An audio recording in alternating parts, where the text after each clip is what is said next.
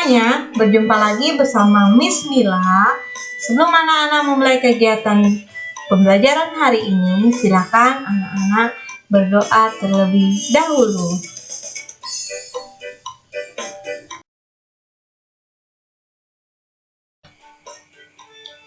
Tematik kelas 2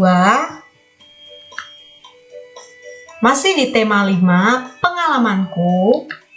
Subtema 4, pengalamanku di tempat wisata.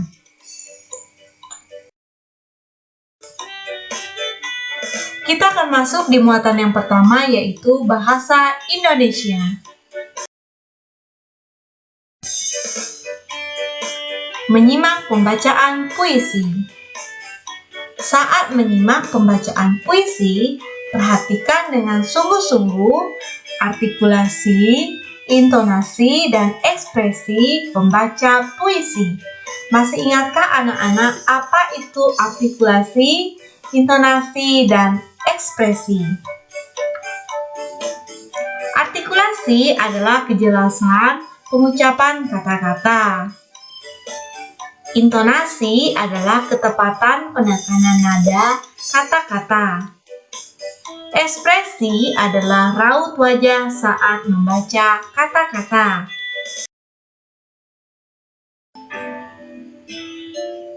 Saat membaca puisi, setiap kata sebaiknya diucapkan dengan perlahan agar terdengar jelas.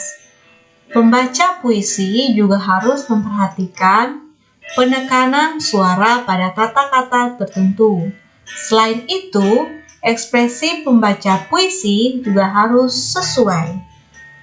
Berikut ini ada sebuah puisi yang berjudul Air Terjun. Dari jauh bunyi berderu-deru, umpama angin yang bertiup kencang. Rupanya air yang terjun tinggi, melompat-lompat dengan tak berhenti. Itulah air terjun namanya. Marilah kawanku kita mandi bersama.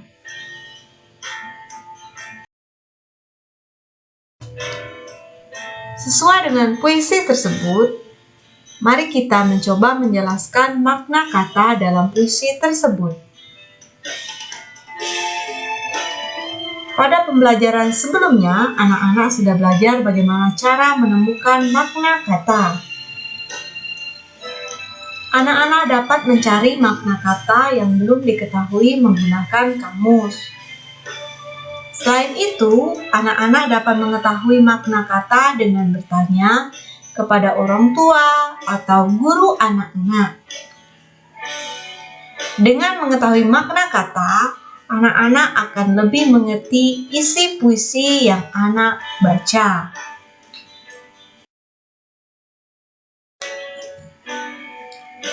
Sekarang kita akan menentukan makna kata pada puisi. Kita dapat menuliskan kosakata pada tabel sesuai dengan puisi yang sudah kita bacakan tadi.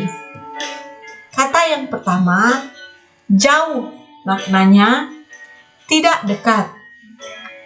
Yang kedua, deru, maknanya berbunyi keras gemuruh seperti air deras.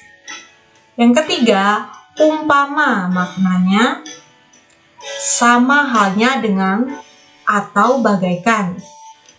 Kata yang keempat, rupanya, kelihatannya atau tampak. Yang kelima, terjun, maknanya melompat, turun.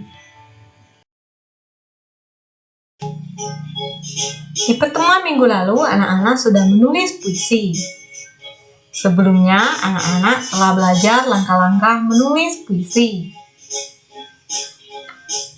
Masih ingatkah anak-anak apa saja langkah-langkahnya?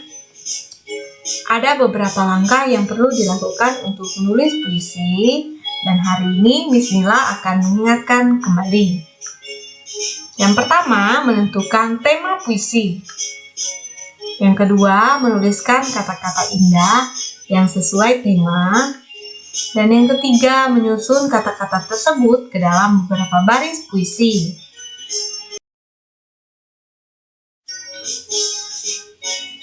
Hari ini Miss Dila akan mengingatkan kembali ungkapan permintaan tolong. Jika dalam keadaan sulit, tentu kita memerlukan bantuan atau pertolongan orang lain. Permintaan tolong harus diucapkan dengan santun dan lembut. Jika meminta tolong dengan santun dan lembut, orang yang dimintai bantuan akan bersedia membantu kita.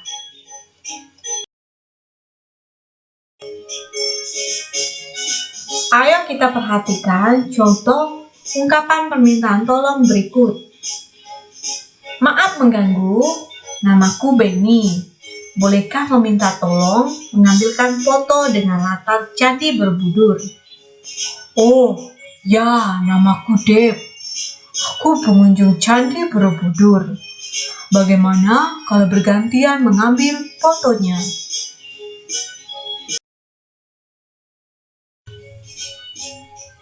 Hari ini kita akan belajar menceritakan ungkapan permintaan tolong. Yang perlu kita perhatikan saat meminta tolong kepada orang lain, ucapkanlah permintaan tolong dengan santun. Tujuannya yaitu agar orang yang dimintai tolong mau membantu kita dengan senang hati.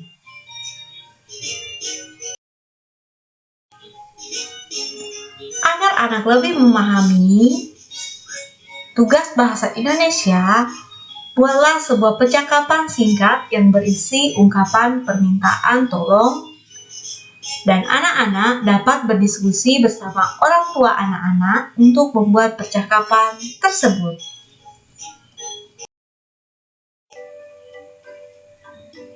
Kita akan masuk di muatan selanjutnya, yaitu PPKN.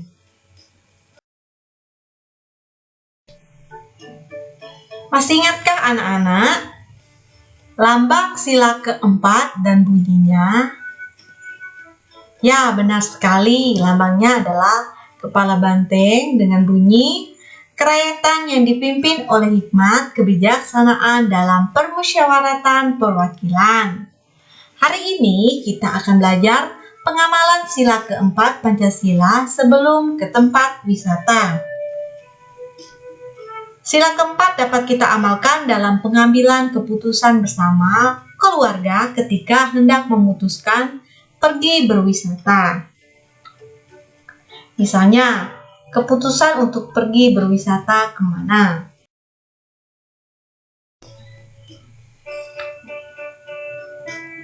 Sebelum berwisata, kita dapat mendiskusikan hal-hal berikut.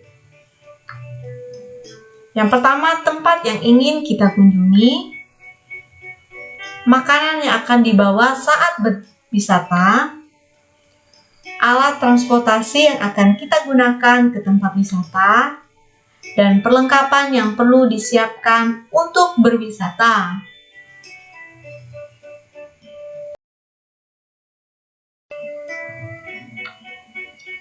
Ketika berdiskusi, anak-anak dapat menyampaikan pendapat anak-anak kepada ayah dan ibu. Kita harus menyampaikan pendapat dengan sikap yang santun. Jika ada perbedaan pendapat, kita harus menerimanya. Sila keempat Pancasila mengajarkan kita untuk mendengarkan pendapat orang lain dan menerima perbedaan.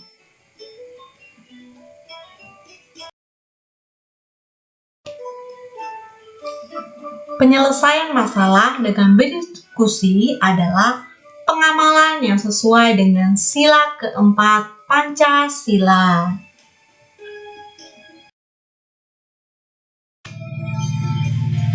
Sila keempat Pancasila mengajak kita mengambil keputusan dengan cara bermusyawarah. Bermusyawarah artinya melakukan pembahasan secara bersama-sama untuk menyelesaikan masalah. Dalam bermusyawarah, kita harus menghormati dan menjalankan keputusan musyawarah dengan penuh tanggung jawab.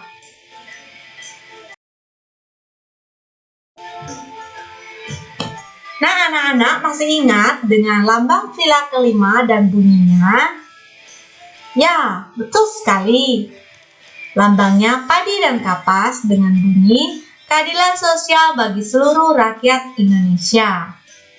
Pengamalan sila kelima Pancasila di tempat wisata. Ayo ingat kembali sila kelima Pancasila. Nilai-nilai yang terkandung dalam sila kelima Pancasila antara lain suka bekerja keras, hidup secara hemat, menghargai orang lain, mengembangkan sikap adil terhadap sesama, melaksanakan hak dan kewajiban secara seimbang.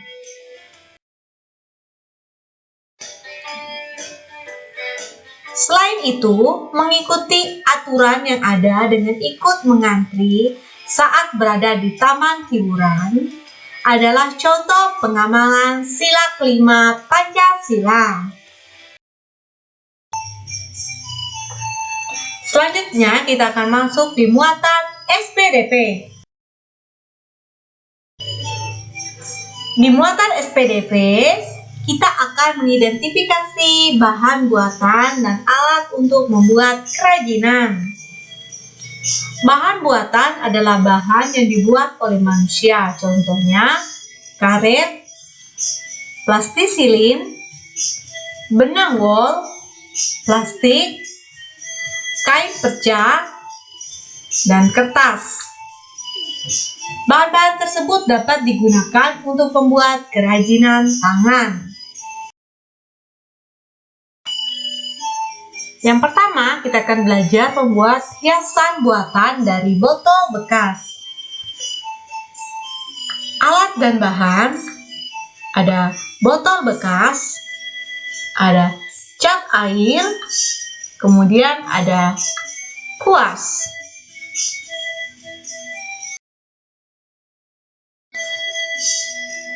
Cara membuat pot dari botol bekas. Yang pertama, siapkan alat dan bahan. Yang kedua, buat pola pada botol. Yang ketiga, gambar bentuk sesuai pola. Yang keempat, warnai dengan cat. Dan yang kelima, jemur di bawah sinar matahari. Berikut ini merupakan contoh pot bunga dari botol bekas. Selanjutnya, membuat hiasan buatan dari kain flanel. Alat dan bahan, kain flanel, kapas, kertas, jarum benang, dan gunting. Cara membuat hewan dari kain flanel. Yang pertama, siapkan alat dan bahan. Yang kedua, buat pola pada kertas. Yang ketiga, gunting kertas dan kain sesuai pola. Yang keempat, jahit kain flanel. Yang kelima, masukkan kapas.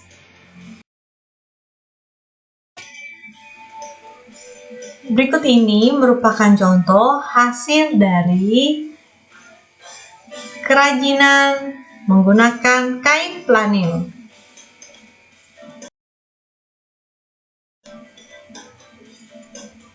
Yang ketiga, kita akan membuat hiasan buatan dari kardus. Alat dan bahan, kardus, gunting, lem, dan batik. Cara membuat bungkai dari kardus. 1. Siapkan alat dan bahan. 2. Gunting kardus. 3. Tempelkan kardus. Dan yang 4. Tempelkan kain batik pada kardus. Berikut ini merupakan contoh bingkai foto dari kardus dan kain batik.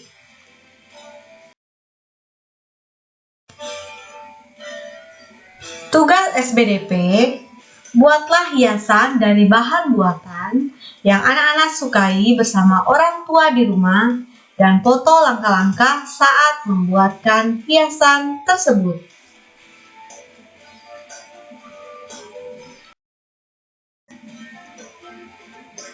Terima kasih, Tuhan Yesus memberkati. Tetap semangat, tetap jaga kesehatan.